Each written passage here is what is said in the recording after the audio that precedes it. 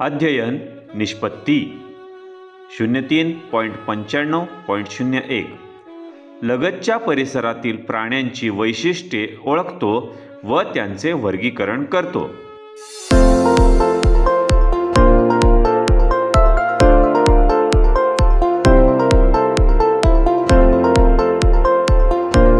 इयत्ता तिसरी विषय परिसर अभ्यास घटक अबब किती प्रकारचे प्राणी उपघटक हालचालीनुसार वर्गीकरण।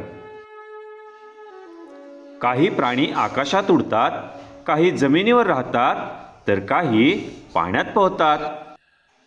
स्वतःची अन्नाची गरज पूर्ण करण्यासाठी प्राणी वेगवेगळ्या प्रकारे हालचाल करतात, त्यानुसार त्यांचे प्रमुख 3 गट पडतात। प्राण्यांचे हालचालीनुसार जमिनीवर चालणारे, आकाशात उडणारे व पाण्यात पोहणारे असे 3 गट पडतात। आता आपण जमिनीवर चालणारे प्राणी या गटाविषयी थोडीशी माहिती घेऊया। जे प्राणी स्वतःची भूक भागवण्यासाठी व राहण्यासाठी जमिनीचा वापर करतात, अशा प्राण्यांचा या गटामध्ये समावेश केला जातो। आपल्या घराची राखण करणारा कुत्रा, राष्ट्रीय प्राणी वाघ, जंगलाचा राजा सिंह आणि खूप मोठी सोंड आणि कान असणारा हत्ती हे सर्व जमिनीवर राहणारे प्राणी आहेत। आता प्राण्यांच्या वर्गीकरणातला दुसरा गट आहे आकाशात उडणारे प्राणी।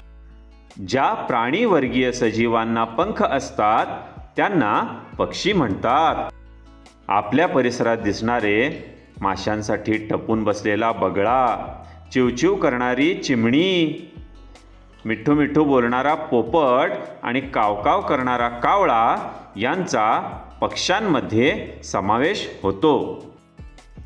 पक्षी झाडांवर आपली घरटी बांधतात, त्या घरट्यांमध्ये आपली अंडी व पिल्ले ठेवतात। त्या उंच घरट्यांपर्यंत पोहोचण्यासाठी पक्ष्यांना त्यांच्या पंखांचा उपयोग होतो। पंखांमुळेच हे पक्षी उडू शकतात। हालचालीनुसार वर्गीकरणामध्ये तिसरा गट आहे पाण्यात पोहणारे प्राणी। काही प्राणी पाण्यातच राहतात। स्वतःची भूक भागवण्यासाठी ते पाण्यामध्ये एका ठिकाणाहून दुसऱ्या ठिकाणी जाण्यासाठी पोहून जातात, म्हणून त्यांना पाण्यात पोहणारे प्राणी असे म्हणतात। खोल समुद्रामध्ये खूप सारे प्राणी राहतात, त्यापैकी समुद्री घोडा, शार्क मासा, डॉल्फिन हे असे पाण्यात पोहणाऱ्या प्राण्यांची काही उदाहरणे आहेत। पाण्यात पोहणारे प्राणी त्यांचे खाणे, झोपणे, श्वसन करणे अशा सर्वच क्रिया पाण्यातच करत असतात। पाण्याखालचे प्राणी पाण्याशिवाय जगू शकत नाहीत। पाणी हेच त्यांचे जीवन आहे। पाण्याखाली पोहणारे प्राणी आपले संपूर्ण जीवन पाण्याखालीच राहतात। ते पाण्याच्या बाहेर जास्त काळ राहू शकत नाहीत। अशा प्रकारे जमिनीवर चालणारे, आकाशात उडणारे व पोहणारे असे वर्गीकरण आपण पाहिले। आजच्या या घटकामध्ये आपण प्राण्यांचे हालचालीनुसार वर्गीकरण शिकलो। पहिला गट आहे हवेत उडणारे प्राणी, त्यांना पक्षी म्हणतात। दुसरा गट आहे जमिनीवर चालणारे प्राणी आणि तिसरा गट आहे पाण्यात पोहणारे मासे व इतर प्राणी। जमिनीवर राहणाऱ्या प्राण्यांना भूचर असेही म्हणतात। पाण्यात राहणाऱ्या प्राण्यांना जलचर प्राणी असे देखील म्हणतात। आजच्या पाठात आपण प्राण्यांचे हालचालीनुसार वर्गीकरण कसे केले जाते ते पाहिले।